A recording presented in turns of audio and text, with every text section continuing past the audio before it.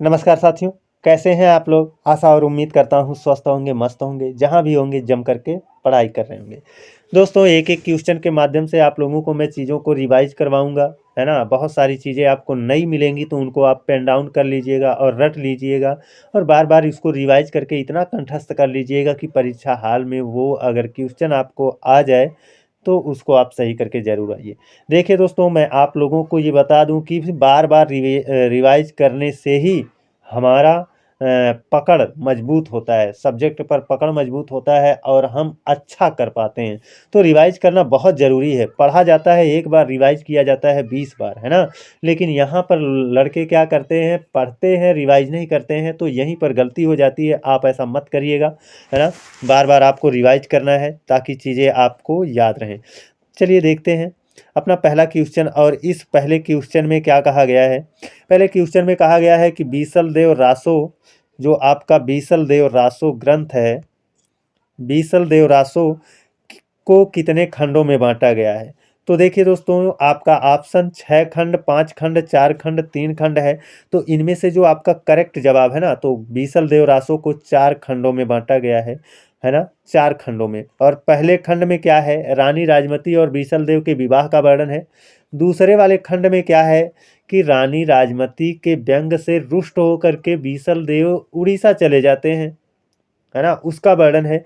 और तीसरे तीसरे खंड में किस चीज़ का वर्णन है, रानी राजमती के वियोग का वर्णन है। और चौथे खंड में क्या दिया गया है, तो जो चौथा खंड आपका है उसमें रानी राजमती और जो उड़ीसा चले गए थे, 12 माह तक वहां पर रहे थे, 12 मासा का वर्णन भी बीसल देव रासो में मिलता है ना। वहां पर बीसल देव रासो, बीसल देव जो हैं उड़ीसा में 12 महीने तक रहे थे। तो इन्हीं दोनों के पुनर्मिलन की कथा इस चौथे खंड में दी गई है। तो याद रखना इतना, और इतना भी याद रखना, बीसल देव रासो जो है इसको लिखने वाले नरपति नाल हैं। बीसल देव रासो में जो रस है वो वियोग रस है, वियोग काव्य कहा जाता है। और बीसल देव रासो एक गेय काव्य है, यानी गायन योग्य है ना। ये भी आपसे पूछा जाता है। और अगर आपसे पूछ ले बीसल देव रासो में छंदों की संख्या कितनी है, तो याद रखना 125 छंद है, 125 छंद हैं। बढ़ते हैं अब अपने अगले क्वेश्चन पर। देखिए ये अपना अगला क्वेश्चन है। इसमें कहा है मिश्रा बंधु, भाई गलत हो गया है, मिश्र बंधु होना चाहिए। मिश्र बंधु ने पृथ्वीराज रासो को माना है, क्या माना है, प्रमाणिक, अप्रमाणिक, अर्ध प्रमाणिक, इनमें से कोई नहीं। तो देखिए दोस्तों, बहुत महत्वपूर्ण क्वेश्चन ये है और यहाँ से क्वेश्चन बनता रहता है। किसी भी एग्जाम की आप तैयारी कर रहे हैं तो यहाँ से क्वेश्चन बनने का चांस रहता है। तो देखिए जो आपका मिश्र बंधु है, इन्होंने इसे क्या माना है, प्रमाणिक माना है। तो मिश्र बंधु मैं सबका बता दे रहा हूँ कि जो मिश्र बंधु हैं वो प्रमाणिक मानते हैं पृथ्वीराज रासो को। प्रमाणिक मानने वालों में और कौन है, श्याम सुंदर दास हैं, श्याम सुंदर दास हैं। अप्रमाणिक मानने वालों में रामचंद्र शुक्ल हैं, है ना, रामचंद्र शुक्ल, है ना। देखिए दोस्तों, पूरा नहीं लिख पाएंगे, याद रखना, रामचंद्र शुक्ल जी हैं। और डॉक्टर बूलर हैं, डॉक्टर बूलर हैं। ये दो लोगों का नाम याद रखना कि अप्रमाणिक मानने वालों में इन दोनों का नाम बहुत महत्वपूर्ण है, रामचंद्र शुक्ल और डॉक्टर बूलर।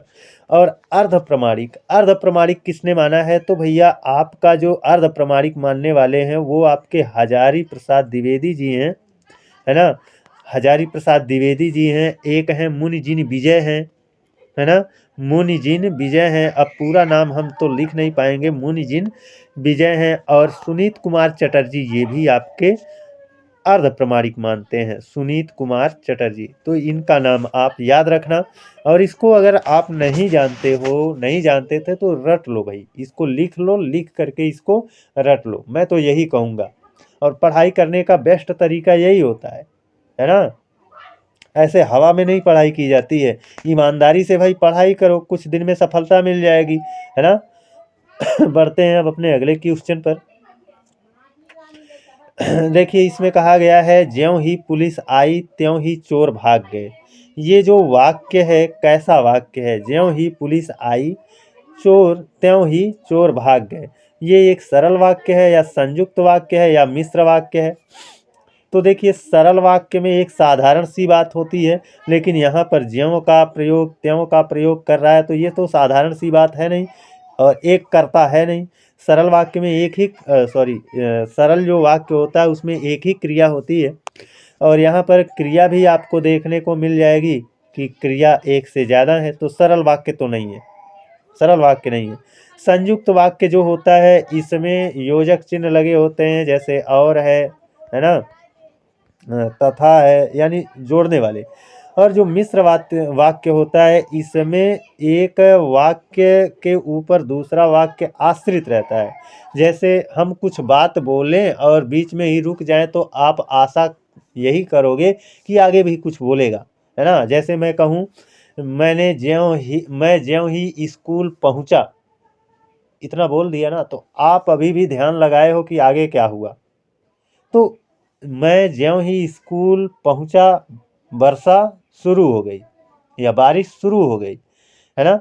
तो ये जो मैंने बोला कि मैं ज्यों ही स्कूल पहुंचा, ये तो आपका एक वाक्य हो गया, है ना। त्यों ही बारिश शुरू हो गई, ये क्या है? आश्रित उपवाक्य कहा जाएगा, आश्रित उपवाक्य। तो यहाँ पर वही बात है, ये इस वाले वाक्य पर ज्यों ही पुलिस आई, इस पर ये वाला आश्रित है, त्यों ही चोर भाग गए, है ना। तो ये आपका मिश्र वाक्य होगा, आपका ऑप्शन सी इसमें क्या होगा? करेक्ट आंसर होगा। अब बढ़ते हैं दोस्तों अपने अगले क्वेश्चन पर। देखिए दोस्तों गले में कुछ दिक्कत है जिसकी वजह से बोल पाना मेरे लिए थोड़ा सा मुश्किल हो रहा है, फिर भी कोई बात नहीं। देखिए इसमें कहा है निम्नलिखित में से किस शब्द में प्रत्यय लगा हुआ है?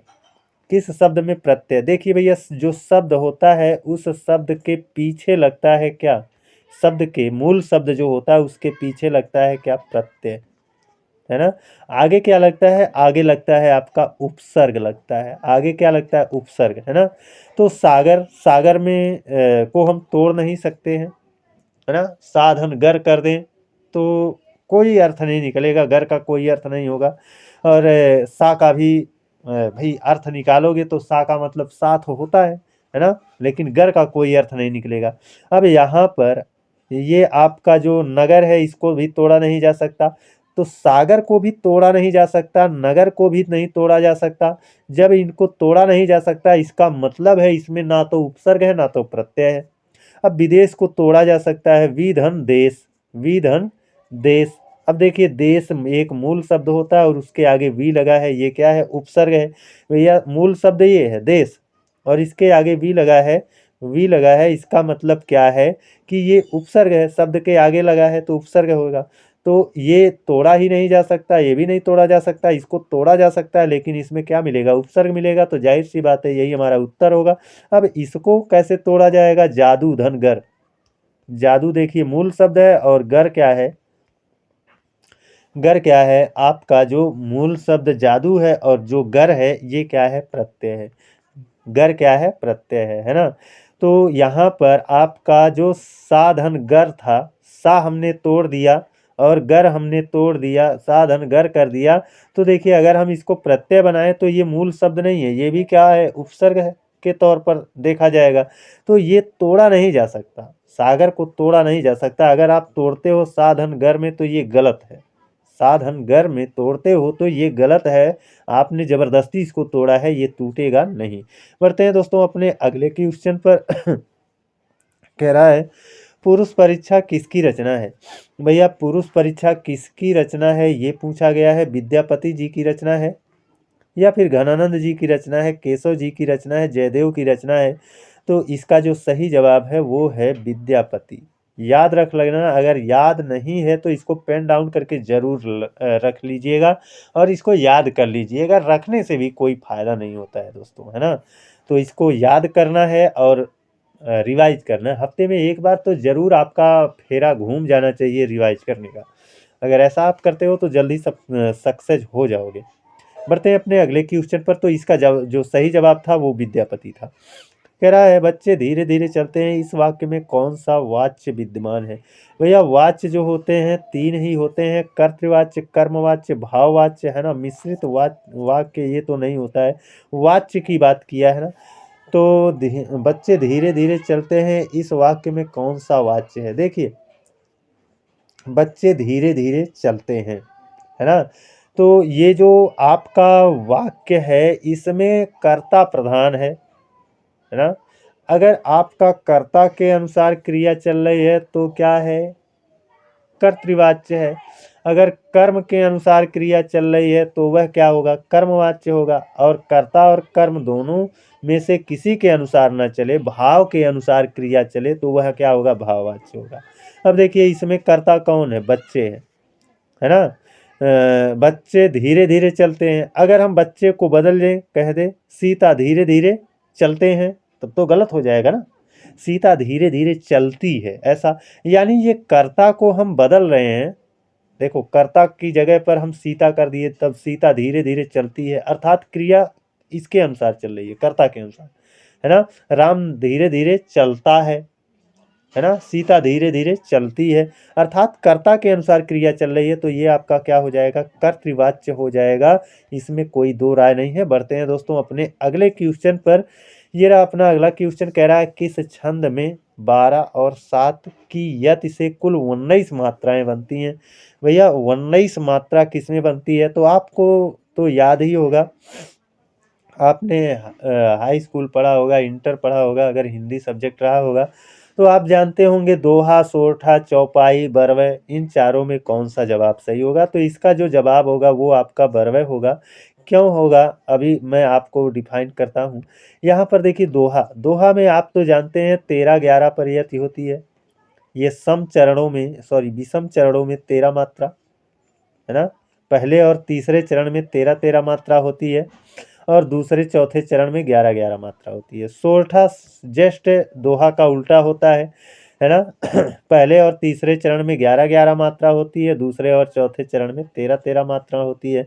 तो यहाँ पर तो होगा नहीं, क्योंकि यहाँ पर यति किस पर लग रही है, 12 और 7 पर। यहाँ यति तो 13 और 11 पर लग रही है, इसमें 11 और 13 पर लग रही है। 24 सॉरी चौपाई जो होता है इसमें 16 मात्राएं होती हैं चारों चरणों में, है ना। तो यही आपका क्या हो जाएगा, उत्तर हो जाएगा। याद रखना, बरवे के बारे में थोड़ा सा याद रख लेना।